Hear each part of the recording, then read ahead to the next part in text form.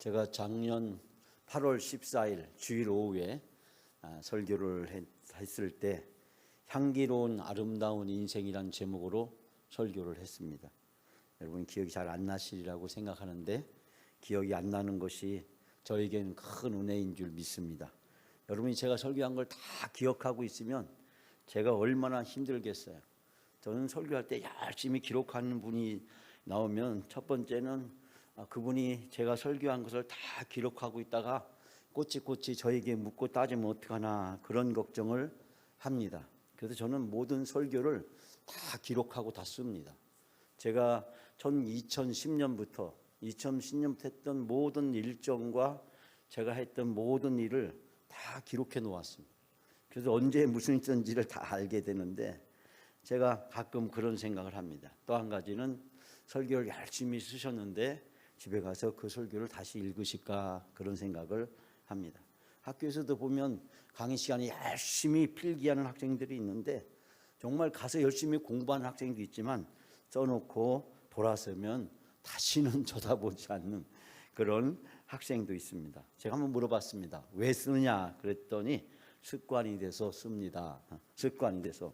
공부를 열심히 하려고 썼냐 그랬더니 그게 아니고 습관이 돼서. 제가 작년 8월 14일 날 아름다운 향기로운 아름다운 인생한 제목으로 설교를 했는데 그 설교의 원고에 보니까 이런 말이 쓰여져 있었습니다.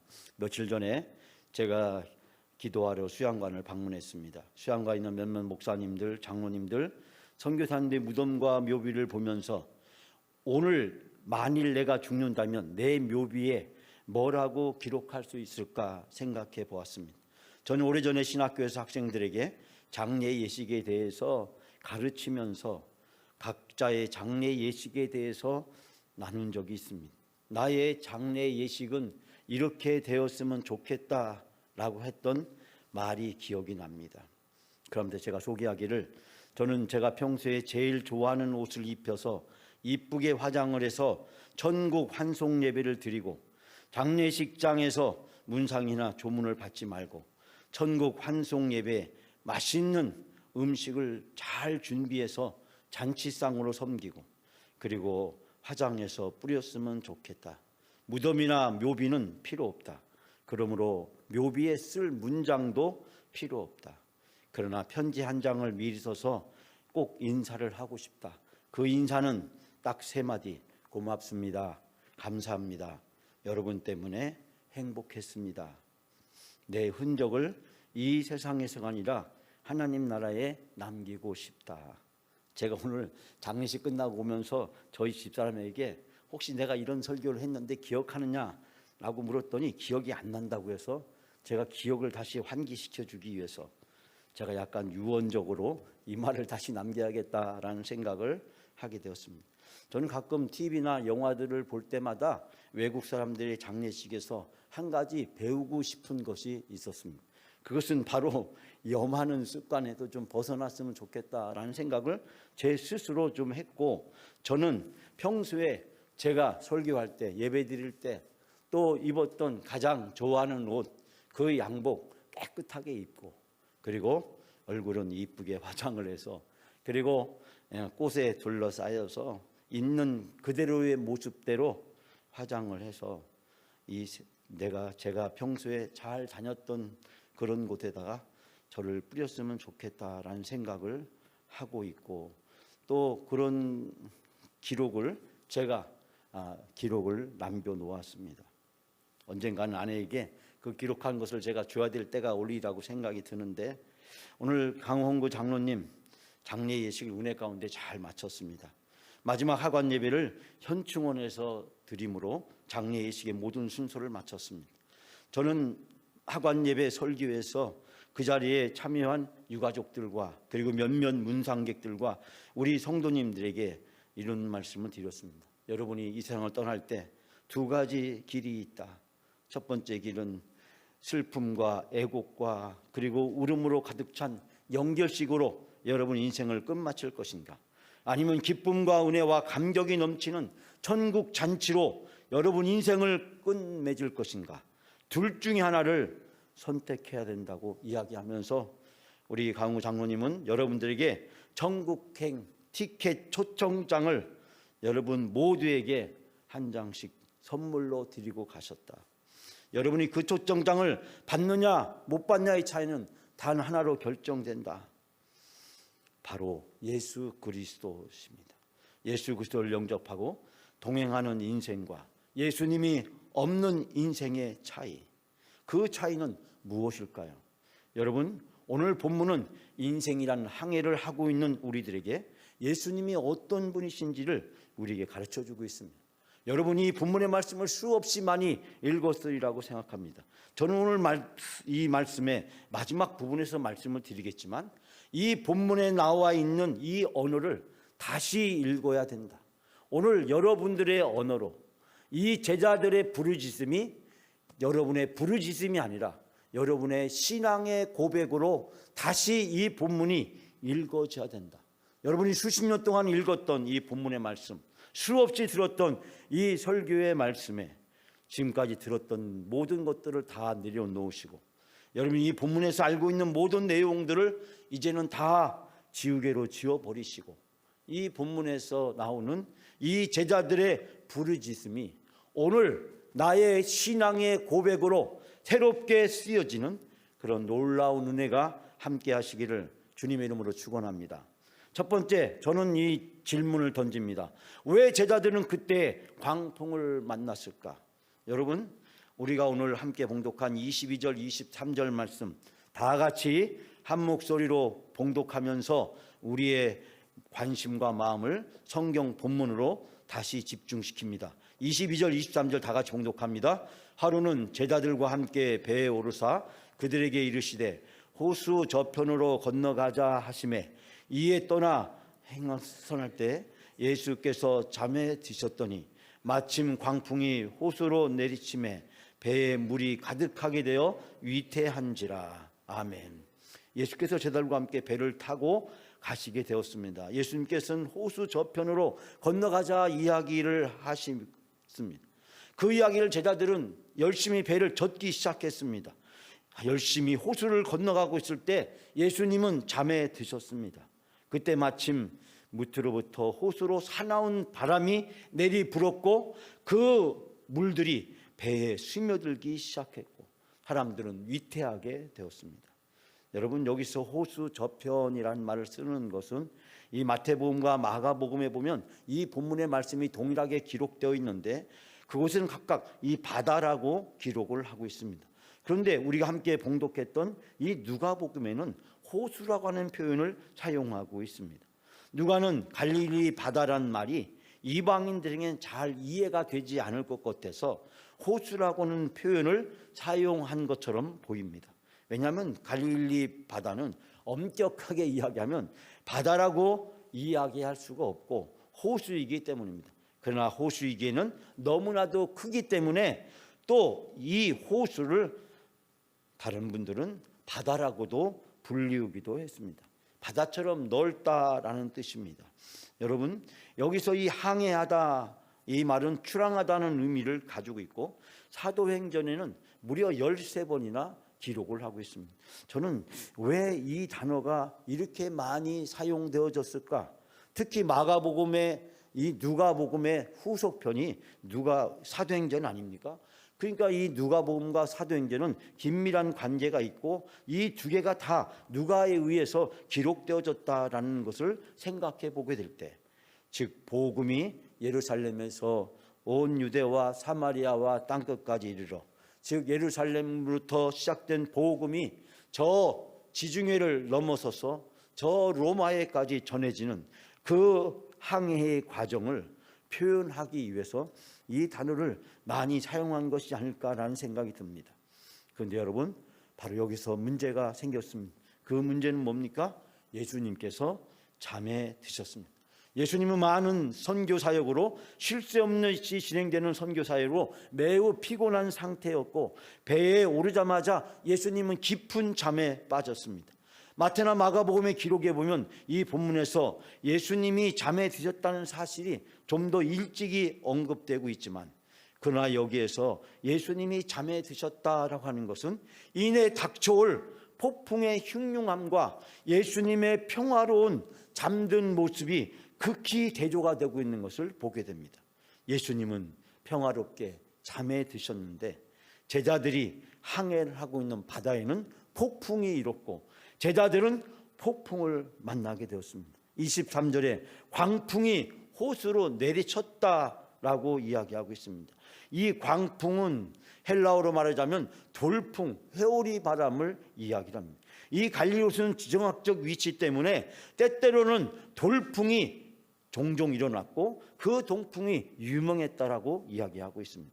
즉 갈릴리 호수를 둘러싸고 있는 이 시적 특성을 보게 되는데 이 갈릴리 호수는 지중해보다도 약 200m가 낮은 위치에 차지하고 주변에는 여러 협곡들로 둘러싸여 있었습니다.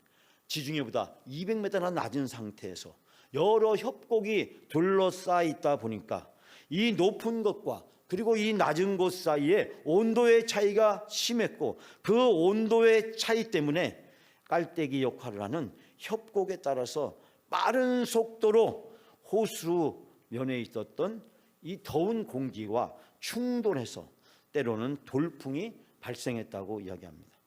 제가 몇 년 전에 노르웨이를 방문한 적이 있습니다. 노르웨이를 방문해 보니까 피오르기라고 하는 아주 깊은 협곡들을 발견할 수 있었습니다. 과거에는 빙하였는데 빙하들이 다 녹아서 그리고 강이 되고 물이 되어버리면서 그 깊은 협곡이 이제는 강이 되고 그 협곡이 얼마나 깊은지 그 안에 유람선들이 떠다니는 모습을 보면서 자연의 풍경에 큰 감동을 받은 기억이 생생합니다.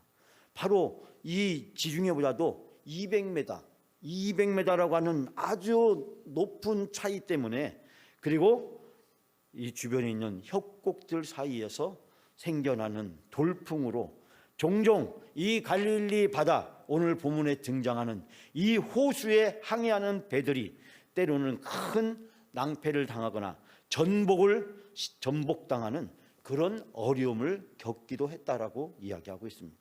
그 결과 오늘 23절에 마지막에 이렇게 이야기하고 있습니다. 배에 물이 가득하게 되었다. 돌풍은 도저히 감당할 수 없는 수준으로 위협으로 닥쳐왔습니다. 계속해서 몰아치는 높은 파도 때문에 배 안에 물을 퍼내어도 더 이상 퍼내기에 어려운 상황에 직면해 있었고 배는 이제 침몰할 위기에 처해 있었습니다. 우리 인생은 예측할 수 없는 바다를 항해하는 것과 같습니다. 이 갈릴리 바다에 이런 돌풍이 불어닥치라는 것을 예측할 수 있는 사람은 아무도 없습니다. 마찬가지로 우리가 인생을 살아가면서 때로는 예측할 수 없는 바다를 항해하는 이런 폭풍을, 돌풍을, 회오리 바람을 만나는 것과 같이 우리들도 어려움을 겪게 됩니다. 폭풍이 없는 항해가 없듯이 폭풍이 없는 인생도 없습니다. 지금까지 수십 년을 살아오시면서 우리 성도님들은 그와 같은 경우를 많이 겪으셨으리라고 생각을 합니다. 폭풍을 만났을 때 제자들은 예수님과 그 배에 함께 있었습니다. 그럼에도 불구하고 제자들은 예수님에 대한 믿음이 없었습니다. 폭풍은 예수님의 능력을 경험하고 예수님에 대한 믿음을 확증할 수 있는 기회입니다. 폭풍은 하나님의 은혜와 예수님의 능력과 성령의 도우심을 경험할 수 있는 축복의 방편입니다. 사랑하는 여러분, 여러분의 인생에서 지금 폭풍을 만나셨습니까? 앞으로 폭풍이 올까봐 걱정이 되십니까? 하나님을 만날 기회입니다. 은혜 받을 기회입니다. 믿음이 성장할 기회입니다. 하나님의 은혜가 역사하고 축복을 받을 기회인 줄 믿습니다. 그러므로 우리가 감당하기 어려운 폭풍이, 돌풍이, 회오리 바람이 나를 휘감고 있다고 한다면 그 상황 한복판에서 하나님을 만나고 예수 그리스도를 만나는 귀한 은혜의 기회가 되시기를 주님의 이름으로 축원합니다. 두 번째는 광풍을 만났을 때 예수님을 깨워야 합니다. 자, 우리가 오늘 읽었던 24절 말씀 다 같이 함께 봉독합니다. 제자들이 나와 깨어 이르되 주여 주여 우리가 죽겠나이다 한데 예수께서 잠을 깨사 바람과 물결을 꾸짖으니 이에 그쳐 잔잔하여 지더라. 아멘. 제자들은 예수님에 가서 예수님을 흔들어 깨웠습니다. 그리고 이야기했습니다. 선생님, 우리가 지금 죽게 되었습니다 하고 소리를 쳤습니다. 예수께서 일어나셔서 바람과 사나운 물결을 꾸짖으시니 바람과 물결이 잔잔해지고 바다가 고요해졌다라고 이야기하고 있습니다. 여러분, 폭풍이 있는 바다를 항해하는 제자들이 처한 상황을 오늘의 본문의 말씀에서 세 가지로 묘사하고 있습니다. 첫 번째는 주여 주여 죽겠나이다. 선생님 우리가 지금 죽게 되었습니다. 여러분, 이 배에 타고 있었던 예수님의 제자는 누구들입니까? 대부분이 이 예수님의 제자들은 갈릴리 바다에서 평생을 자란 어부 출신이었습니다. 그들은 이 바다를 누구보다도 더 잘 알고 있었습니다. 어쩌면 목수여 출신이었던 예수님보다 이 바다를 더 잘 알고 있었습니다. 이것은 무엇을 의미합니까? 이 바다를 누구보다도 더 잘 알고 있고 이 배를 다루는 데 있어서 누구보다도 전문가였습니다. 어부 출신이었던, 그리고 갈릴리 바다에서 잔뼈가 굵었던 베드로를 비롯한 대부분의 제자들, 그의 형제들. 그런데 이들의 이 상황 속에서 어떻게 대처합니까?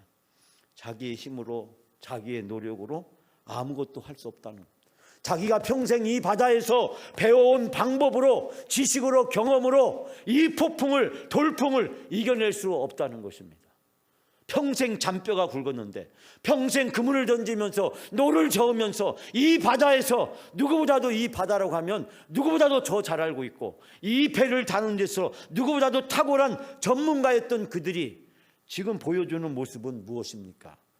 선생님 주여 우리가 죽게 되었습니다. 그들은 할 수 있는 모든 방법을 다 했고 그 방법이 무효로 돌아갔습니다. 그들이 할 수 있는 모든 방법과 경험과 지식은 이 상황을 타개하는데 그 어떠한 도움도 주지를 못했습니다. 그들은 하나님 앞에, 또 예수 그리스도 앞에 부르짖습니다. 주여 주여. 반복된 외침은 그들이 처해져 있는 상황이 얼마나 다급했는가를 우리는 발견하게 됩니다. 마가복음에 보면 제자들이 자기들의 곤경에도 불구하고 주무시고 계시는 예수님에 대해서 원망하는 투의 말을 기록하고 있고, 마태복음에 보면 탄원하는 말로 기록을 하고 있습니다. 이 사건이 주는 의미가 얼마나 깊으면 마태, 마가, 누가복음에 각각 이 사건을 다양한 관점에서 기록을 하고 있을까? 근데 누가복음은 이 모든 것을 다 생략하고 단지 제자들의 급박한 상황만을 보고하고 있는 것을 보게 됩니다. 제자들이 그만큼 다급한 상황에 직면해 있었다는 것입니다. 이들은 다 죽게 되었다고, 도저히 우리가 지금 우리의 힘으로, 우리의 방법으로 우리는 이 바다에서 이 폭풍을 이겨내고 자라날 길이 없다고 그들은 탄식하며 부르짖고 있는 것을 보게 됩니다. 여러분, 두 번째 상황은 예수님께서 깨어나셔서 그리고 꾸짖으셨다라고 이야기하고 있습니다. 마치 바람과 물결이 사람의 인격이 있는 것처럼 꾸짖으셨다, 사람에게 말하듯이 이 바람과 이 물결을 향해서 예수님은 말씀합니다. 어떤 성경학자들은 이 말을 영적으로 어떤 식으로 해석하냐면 바람과 물결 배후에 악령이 있어서 예수님을 꾸짖었다라고 하는 비약을 하면서 이 본문의 말씀을 지나치게 영적으로 해석하는 사람들도 있습니다. 예수님께서 베드로의 장모가 앓고 있을 때 열병을 꾸짖었다고 누가복음 4장에 기록을 하고 있듯이 본문에서 바람과 물결 그 자체를 꾸짖고 계시는 예수님을 발견하게 됩니다. 세 번째 상황은 어떻게 되었습니까? 첫 번째 상황은 주여 주여 죽겠나이다. 두 번째 상황은 예수님이 깨어나셔서 그 물결과 바람을 향해 꾸짖으셨고, 세 번째 상황은 잔잔하여 지더라라고 이야기하고 있습니다. 마태복음과 마가복음에는 이 본문을 뭐라고 번역하고 있냐면 아주 잔잔하여 지더라, 이 아주, 매우라는 표현을 사용하고 있습니다. 즉 잔잔해져 있는 상태를 부각시킴으로써 예수님의 권능이 얼마나 뛰어난 분인가를 이야기하고 있습니다. 예수님은 자연의 모든 것들을 다스리시고 제압하시는 신적 권능을 가지고 계신 분으로 마태복음과 마가복음은 강조를 하고 있습니다. 우주와 역사와 자연 만물을 다스리시는 권세와 능력이 예수님에게 있는 줄을 믿습니다.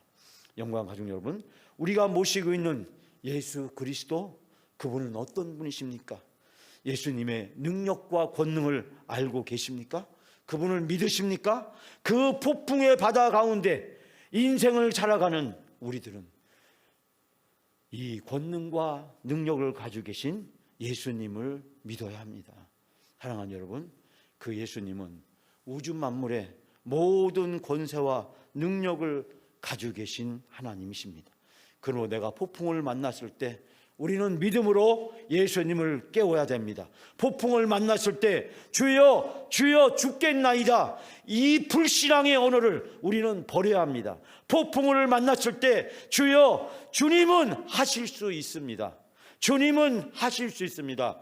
나는 주님의 능력과 권능을 믿습니다.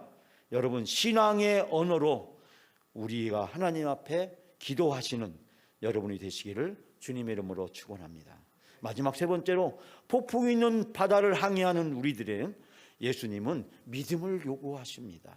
여러분, 25절 말씀 다 같이 함께 봉독합니다. 제자들에게 이르시되 너희 믿음이 어디 있느냐 하시니 그들이 두려워하고 놀랍게 여겨 서로 말하되 그가 누구이기에 바람과 물을 명하며 순종하는가 하더라. 아멘.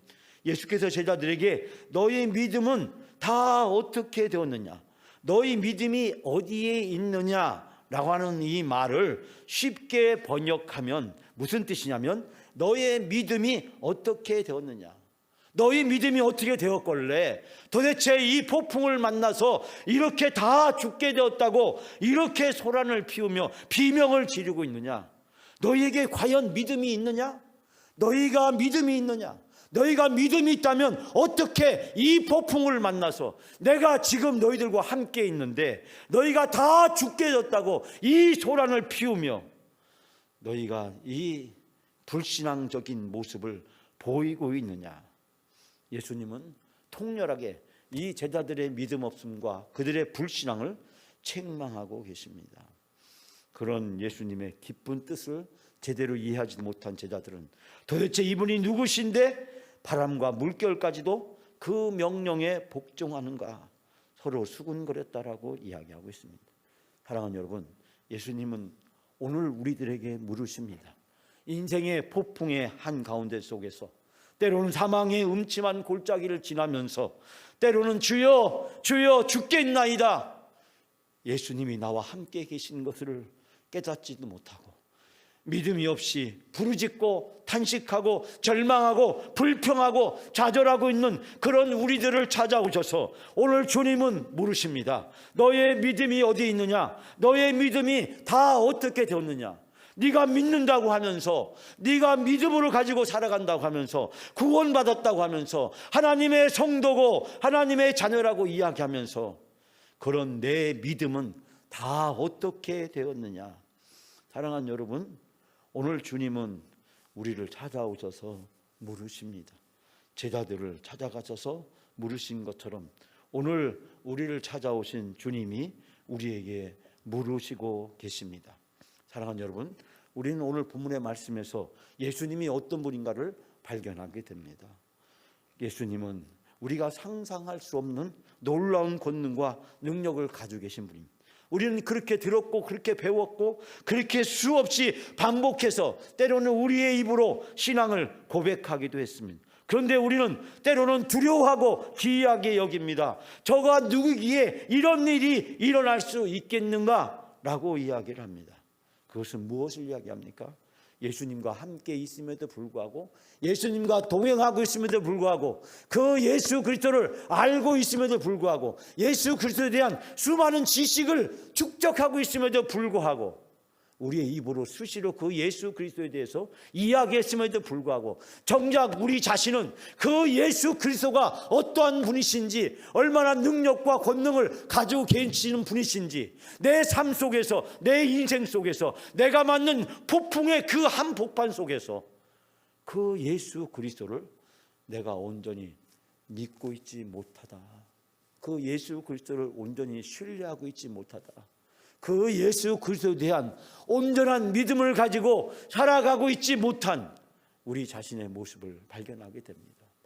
폭풍을 만나서 자기들이 할 수 있는 경험과 지식을 다 동원해서 멋지게 그 폭풍을 제압하고, 우리가 이 폭풍을 이렇게 이겨냈다고, 우리가 이 바다에서 이렇게 살아남았다고, 내가 누구냐고, 이 바다에서 잔뼈가 굵은 사람이 아니냐, 이 바다에서 나만큼 더하는 사람이 있겠냐, 그렇게 큰 소리 치고 싶었던 베드로와 제자들. 그러나 그들은 아무것도 할 수 없었습니다. 그들이 할 수 있는 모든 방법은 다 숲으로 들어갔고, 폭풍이는 바닷속에서 그 힘든 상황을 타개할 수 있는 것은 아무것도 없었습니다. 사랑하는 여러분, 예수님이 그 배에 계십니다. 예수님이 여러분의 인생에, 제 인생에 함께하고 계십니다. 그 예수 그리스도, 그분을 깨우고 그분에게 주여 주여 죽겠나이다가 아니라 주여 믿습니다. 주님의 능력과 권능이 있음을 믿습니다. 내가 주님을 믿을 때 주님의 권능이 나의 권능이 되고, 주님의 능력이 나의 능력이 되고, 이 폭풍이는 바다가 잔잔하게 될 줄 믿습니다. 여러분, 우리의 불신앙적인 언어를 신앙의 언어로, 이 영성의 언어로 새롭게 쓰여지고 새롭게 고백되어져야 합니다. 우리가 어떠한 상황 속에서 어떠한 폭풍을 만난다고 할지라도, 그것이 지금까지 평생 동안 살아왔던 우리 인생을 뒤흔들고 뿌리채 우리를 뽑아버린다고 할지라도, 주님이 나와 함께 계시고, 나와 함께 계신 주님은 그 모든 것을 해결할 수 있는 능력과 권능을 가지고 계신 하나님의 아들인 줄 믿습니다. 그분은 나를 사랑하시고, 그렇기 때문에 나와 함께 내 인생의 항해를 함께하고 계신 줄 믿습니다. 우리가 그분에게 믿음으로 그분을 깨우기만 하면, 그분에게 온전히 고백하고 의지하기만 하면, 주님의 놀라운 권능과 능력이 우리 인생 가운데, 폭풍이 있는 그 바다 한가운데 속에서 이 주님의 놀라운 권능과 능력을 경험하게 될 줄 믿습니다. 오늘 주신 말씀을 통해서 저는 우리 모두가 다 다시 한번 질문을 던졌으면 좋겠습니다. 내가 항해하고 있는 내 인생의 여정에 지금은 주님은 함께 계시고, 주님은 내가 믿음의 언어로 고백할 때 나를 도와주실 수 있는 능력을 가지고 계신 분이라는 사실을 깨닫고, 오늘 우리가 하나님 앞에 간절히 기도할 때 너의 믿음이 어디 있느냐? 너의 믿음은 다 어떻게 되었느냐? 라고 주님이 물으실 때, 주님, 내가 여기 있습니다. 지난주 이사야서 6장의 고백처럼, 주님, 내가 여기 있습니다. 나를 필요한 대로 주님 사용해 주시옵소서. 그 믿음을 가지고 하나님 앞에 나아가는 여러분이 다 되시기를 주님의 이름으로 축원합니다.